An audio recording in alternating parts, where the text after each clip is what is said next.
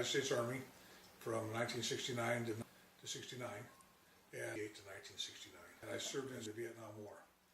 I was in a place outside of a place called Quy Nhon, which is a coastal city. It's the second largest natural port in Vietnam. Town of Quy Nhon was officially founded in the late 18th century. More recently had a large American military presence during the Vietnam War. Today, the city is recognized as a first-class city with a geo-economic priority and an urbanized infrastructure. The government describes it as one of the 3 commercial and tourism centers of the central southern coastal region. While I was in Vietnam, I served as a motor sergeant. I started as a records clerk and got promoted to be a motor sergeant there. Motor sergeant, what did you do? I was in charge of a motor pool.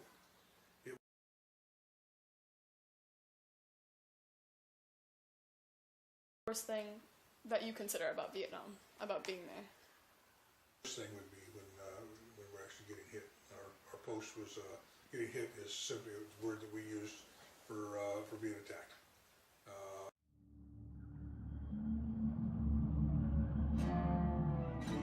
On 3 sides, we're up against a mountain, and then on 3 sides of us is now wetlands, all marsh and swamp. Well, that's good for security because it makes it real difficult for anybody to come through or even want to come through that. Possible, but just not good. We had lots of, barbed wire. We had a whole security system set up. Our perimeters had guard posts all the way around it. The sandbags all around the sandbags. The sandbags would be up to about 5 or 6 foot. Then you they take pallets. The holes are big enough to put just an old wooden pallet. To put a wooden pallet in the bottom of it to stand on it. If somebody dug the hole too deep, no problem, put 2 pallets down in there to get you up to where you can see over the side. In the corners there you have M60 machine guns, 30 caliber machine guns, and other places along the way. A lot of good memories about Vietnam. What were some of those? I made friends in Vietnam.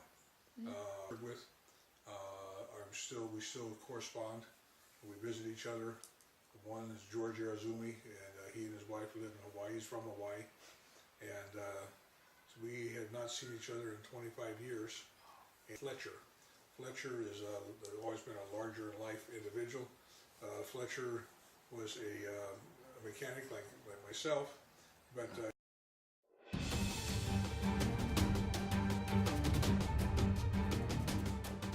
7 a.m. to 7 p.m. We had an hour and a half for lunch. During our lunch would be we played volleyball, real organized volleyball. Intramural on our post with other posts in the area, and Koreans had a volleyball team as well.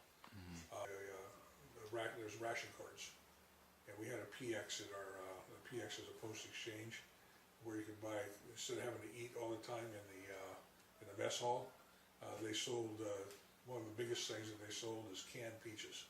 And you don't think much about things like that, but canned peaches were huge over there. Candy bars. They also sold liquor.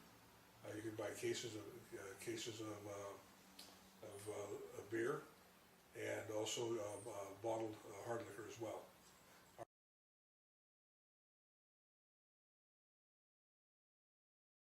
Promotion. I've taken a test to get promoted. I was an E4. The Army has all the services have a ranking. Your grade, it's your grade. It starts with 1 when you're first in the Army. You're an E1.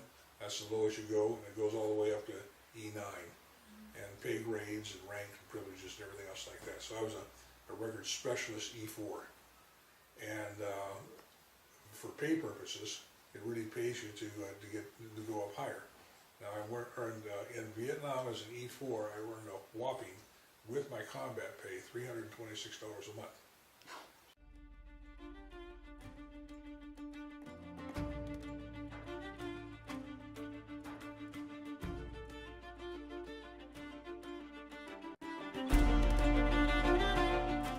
The locals that come in, now the girls came in every day, and they would come in and do our laundry. And that was, when I was in Vietnam, I had a fresh uniform that I wore every day, and I wore spit-shine boots. Now, when Dow and her sister Mei Li were my baby sons, and they come in and for all of us, everybody in the company has a baby son to do their laundry, and for that you pay them $10 a month. They work 5 days a week. They come and pick up your laundry. You pick up your laundry, spit shine your boots, and like that. And the going rate was $10 a month.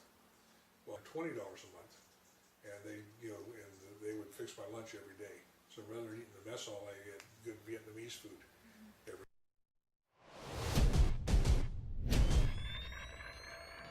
I feel is the biggest reason we lost. He and Nixon were the biggest reason we lost the war. That war was winnable. Since I've gotten back, I have made friends with people who were assigned to the Marine headquarters that was actually in charge of Vietnam. They were at Clark Air Force Base in the Philippines, which is where all the bombers, all the bombing and stuff like that. The bombers were stationed there. They stationed them in Vietnam, and he was assigned there. And they had a 7-day plan to win the war. But Nixon and Kissinger being the influence on Nixon to win the war, he wanted to be known as the great peacemaker. And we needed to negotiate it into this war. Well, I really believe in negotiation, but you do as much negotiation as you can before you start a war. Before you do a war, you don't start a war and then say, okay, now let's negotiate. Yeah. You go in, you're going to win the war, and then winning has to be the reason that you go. But I'm not a politician, and there's too much politics involved. And what we forget is the fact that we're dealing with people, the lives of people. They had plans to win. The Paris peace talks were a sham. When you're in war, when you're at war and you're losing, then you want to negotiate. Well, it's a bait, it's a trap. Yeah. What it means is, we're about to win, now they want to negotiate. Win first and then negotiate. Personal philosophy. However, because of that, countless, thousands and thousands of lives, civilians as well as and more civilians than military personnel on either side were the victims of all of this. And it's because the plans, they would put the plans in place to win the war in 7 days. They were never given, they would be told, okay, the peace talks are not going well, we're just going to win this war. They're letting up the pressure on us, they're building up their forces. Well, that's good. That's good. That's a good tactical. They won the war for them. Those tactics won the war for them. Plus the political will at home. We had, since the Second World War, we have not had the political will to win a war here in the United States. And when you were in Vietnam, how did you feel when you were there? There, I felt pretty safe. In the daytime. At night, when you go to bed, you don't know. Of course, we have guard duty as well. And I was sergeant of The Vietnam War, also known as the Second Indochina War and known in Vietnam as Resistance War Against America, or simply the American War, was the Cold Era proxy war that occurred in Vietnam, Laos, and Cambodia from November 1st, 1955 to the fall of Saigon on April 30, 1975.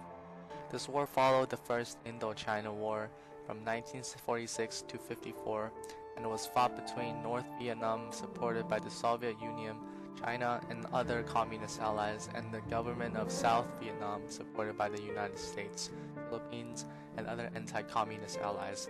The Viet Cong, also known as the National Liberation Front or NLF, a South Vietnamese communist common front aided by the North, fought a guerrilla warfare against anti-communist forces in the region. The People's Army of Vietnam, also known as the North Vietnamese Army, NVA, engaged in a more conventional war, at times committing large units to battle. The total casualty of Vietnamese civilians caused by NVA were around 1 million casualties. In South Vietnam, caused by U.S. South Korea War military and civilian warhead, were around 74,000. The grand total of war, at low estimate of deaths, were around 1,040,000. Middle estimate, 2,045,000. High estimate of deaths is around 3,600,000 casualties and deaths.